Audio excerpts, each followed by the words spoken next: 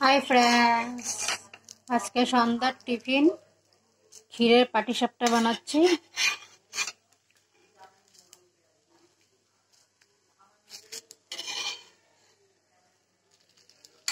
দুইটা অলরেডি বানিয়ে রেখেছি।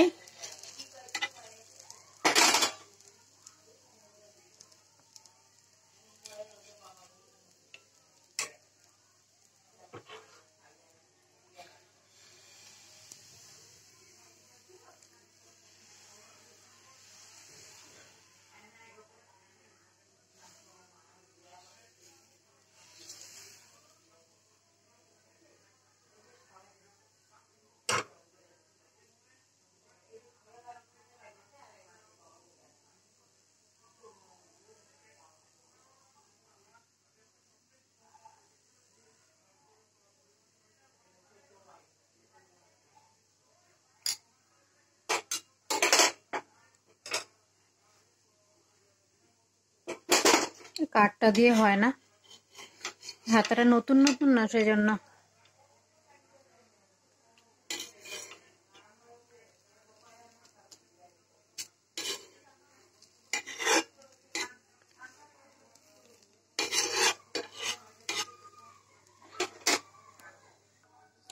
এই গুলাটার মধ্যে সুজি, চাউলের গুঁড়ো অল্প, ময়দা বেশি দিয়েছিলাম আর গুড় দিয়ে গুলেছি, একটু নুন দিয়েছি।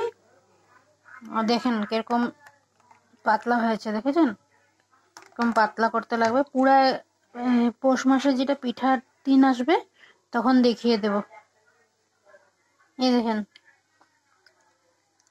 এলাচির গুঁড়ো একটু দিয়েছি, যে এলাচের গুলো রেখেছি, গন্ধটা থাকবে। আর এই তাওয়াতে এক চামচ করে দিয়ে দিয়েছি। এরকম চামচটা নিচে দিয়ে একটু ঘুরিয়ে দিতে লাগবে, তবে বসবে নিচে। দেখেছেন কি সুন্দর লাগছে দেখতে, চারিদিকে একটু গরম গরম হচ্ছে। আর এটা ক্ষীরটা বানিয়েছি দুধ ঘন করে, এটার উপর দিয়ে নারকেল দিয়ে দিয়েছি, একটু পাউডার দুধ দিয়েছি আর গুড় দিয়েছি। কেন কি আমাদের ঘরে চিনিটা কম খায় সবে, ডায়াবেটিস পেশেন্টও আছে, সেজন্য।